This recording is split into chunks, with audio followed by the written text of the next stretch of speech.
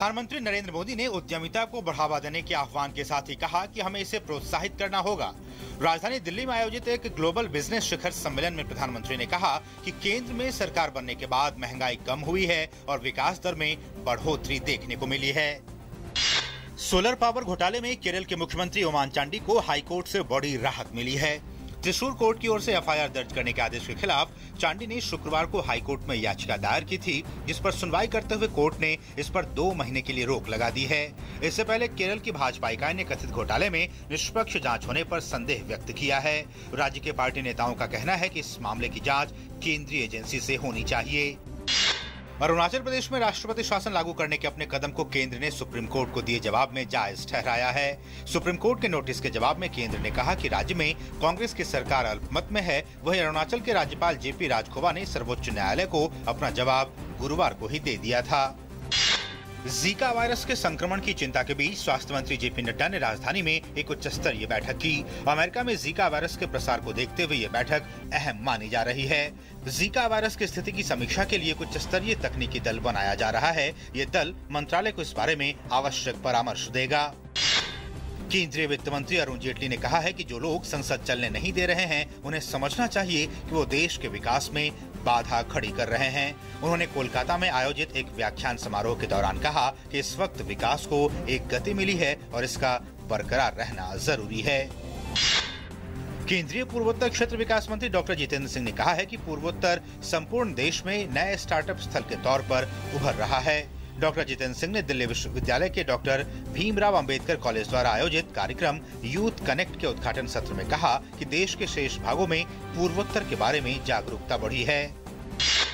पश्चिम बंगाल के मालदा की घटना पर बीजेपी ने राज्य की मुख्यमंत्री ममता बनर्जी से 10 सवाल पूछे हैं। पार्टी ने ममता बनर्जी से पूछा है कि मालदा घटना की इंटेलिजेंस रिपोर्ट 2 दिन पहले मिलने के बावजूद इसे रोकने के प्रयास क्यों नहीं किए गए।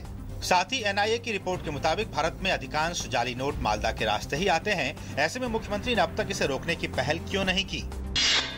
दुष्कर्म के कथित आरोपी के खिलाफ कार्रवाई की मांग को लेकर प्रदर्शन के दौरान कथित रूप से दंगा भड़काने और एक सरकारी सेवक के साथ मारपीट करने के आरोप में गिरफ्तार आप विधायक महेंद्र यादव को दिल्ली की एक अदालत ने 1 दिन की पुलिस हिरासत में भेज दिया। मेट्रोपॉलिटन मैजिस्ट्रेट ने पुलिस को विकासपुरी से विधायक यादव से कल तक पूछताछ की अनुमति दी है।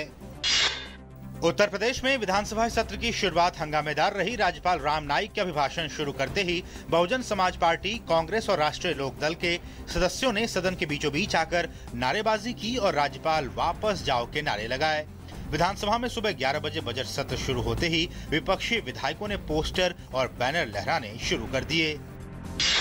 राष्ट्रपति प्रणब मुखर्जी ने कुष्ठ रोग के कारण सामाजिक रूप से बहिष्कृत लोगों को जानकारी के जरिए अधिकार संपन्न बनाने की जरूरत पर जोर दिया है।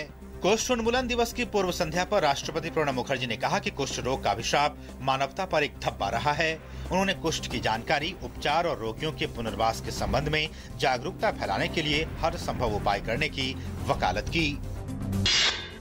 जेनेवा में होने वाली सीरिया शांति वार्ता में सीरियाई विपक्ष शामिल होगा या नहीं, इस पर अभी भी संदेह बना हुआ है। जेनेवा में सीरिया शांति वार्ता शुक्रवार से प्रस्तावित थी। इससे पहले सीरियाई विपक्ष के कुछ नेताओं ने कहा था कि वे बातचीत में तब तक शामिल नहीं होंगे जब तक कि वहां नागरिकों पर बमबारी बंद नहीं की जाती। हालांकि एक अन्य वरिष्ठ नेता ने कहा था कि वे इस बैठक में हिस्सा लेंगे।